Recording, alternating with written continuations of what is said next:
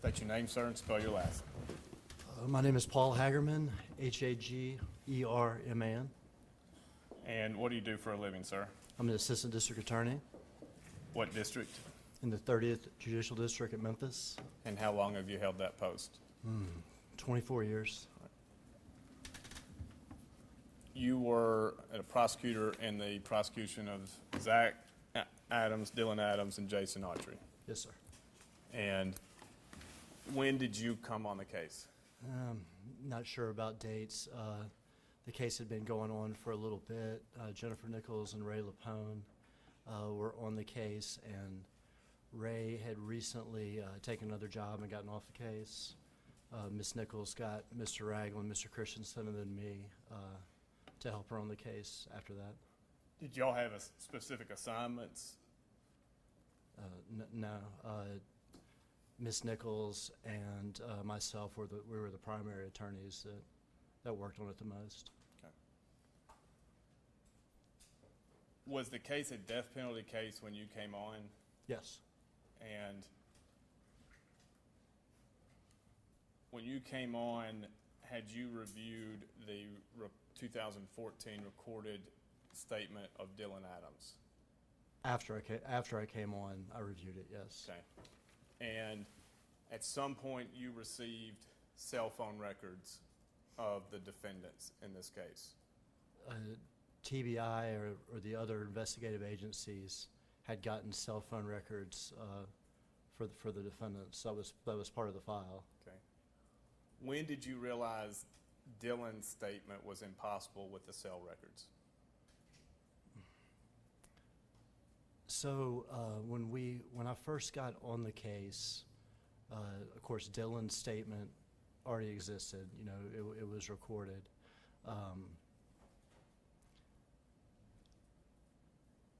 It wasn't until Mr. Autry gave his proffer that we realized the significance of a lot of the cell phone proof. So maybe, I guess that's my answer to that, unless there's a more particular question Okay. about what you mean. You realized Dylan's statement could not be true.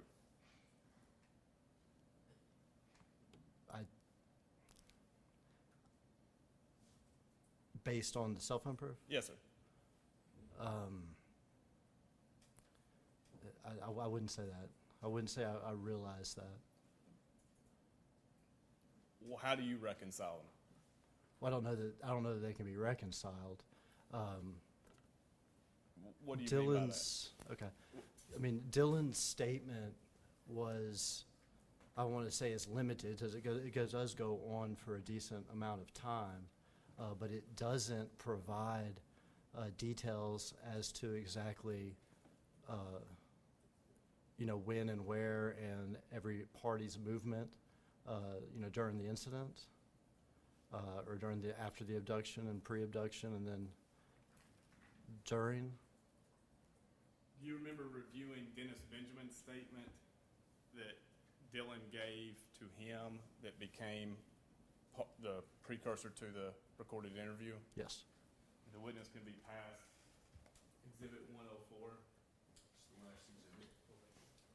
Next to last. Next to last exhibit.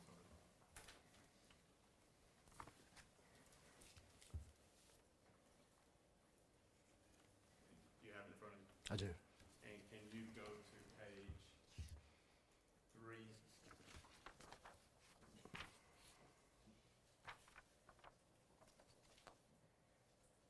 Remember, we kept the IR on the front, so is it page 3 of the handwritten portion? No, sir, of the typed. Okay. I've got 1, to the back is 2, And then 3. and then 3. Yes, and Gotcha. you see Dylan's timeline, John Adams' timeline. Okay. Do you remember looking at this? Yeah, this is one of almost thousands of IRs that I would have reviewed. Absolutely.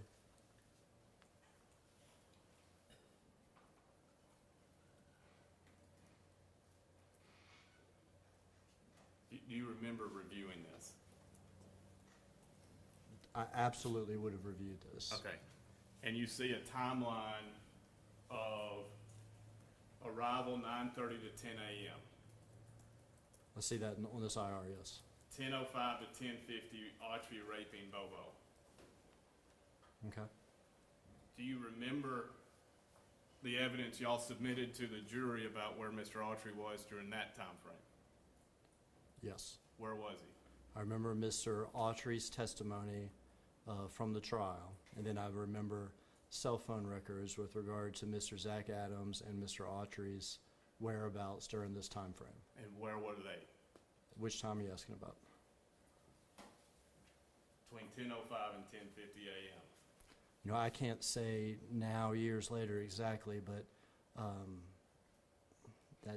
would think that would be about the time that they would be getting back from the river or in their travels. Okay. These are two totally inconsistent realities. You're asking, I think this is a summary of what Dylan Adams would have said in his statement. Right. Yeah, and if he got things wrong, then absolutely he got things wrong. But Mr. Dylan's Adams statement does not match Mr. Autry's statement, if that's the question.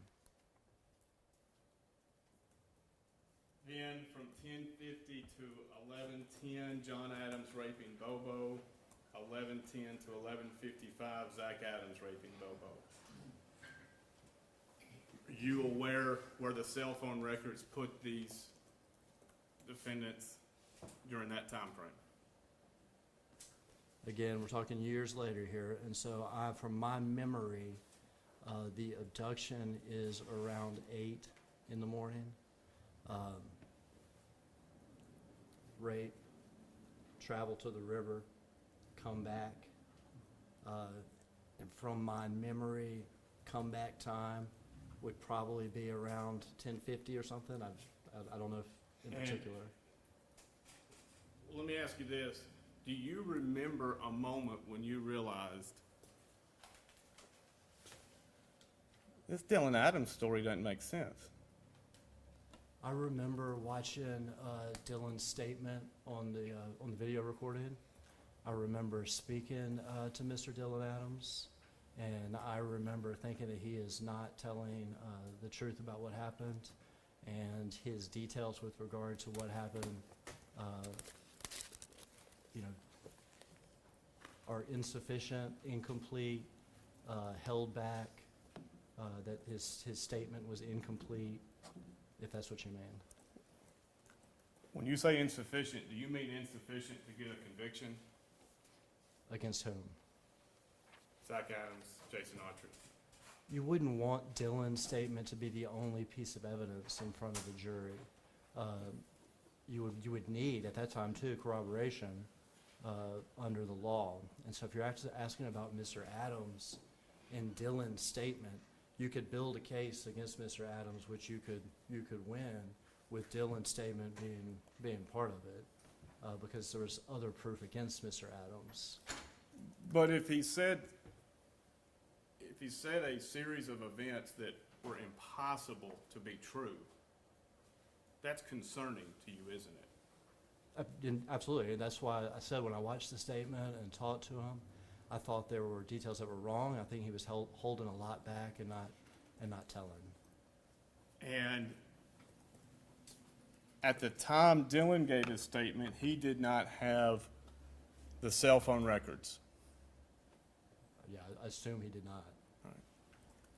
When Jason Autry did in early 2017, he had the cell phone records, correct?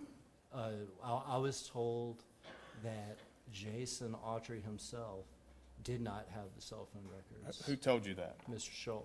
Okay. We'll come back to Mr. Scholl. Do you remember an extra copy of the cell phone records going to Mr. Scholl in November of 2016? I wouldn't have remembered it, but when I was looking over stuff to prepare, I saw that. Okay. Or I was told about that. That's out of the ordinary. No, it's not. It's not. Why is it not? Well, with cell phone records, it's quite often the case, that the original form in which we would provide them is not what the defense's expert wants. So providing the cell phone records in a different form later on happens all the time in cases like this. So when did Mr. Scholl tell you Jason doesn't have his cell phone records? As when we first approached that defense team about the possibility of Mr. Autry cooperating or testifying, some time passed between then and when he actually came in and gave the proffer. Mr. Scholl told me during that time period that Jason had told him the whole story, had given the whole account, but that Mr. Scholl and his investigator wanted to check things out. They wanted to see it conformed with reality. And one of their big truth tests of Mr. Autry was the fact that he did not have the cell phone records, and they looked at his story, compared them to cell phone records, and that added some credibility to Mr. Autry with regard to Mr. Scholl. At this time, Mr. Scholl had made public comments that Mr. Autry had nothing to do with the rape, kidnapping, and murder of Holly Bobo, correct? Do not know. You remember him on the news saying that on the lawn at Decatur County Courthouse? I did not watch the news. Do you remember his motion to continue in August of 2016 saying, I try to go and take my discovery to my client. The jail confiscates what I bring to him. I don't have a place to set up my laptop. There's voluminous terabytes of discovery to go over. And I'm not prepared to try this case in whenever the trial was set. I don't know if I was on the case yet, but that sounds familiar. You were on the case in August of 2016, Okay. correct? Yes. And so when did the conversation where Mr. Scholl now has been able to go through all this discovery he said he hadn't gone through in August of 2016, when did he tell you? So if you go, I do not know a date for you, but if you go to Mr. Autry's proffer agreement, it would be some time period within a month or two before that. Okay. Mr. Banks, just to clarify, Mr. Scholl is Mr. Autry's attorney? Yes, sir.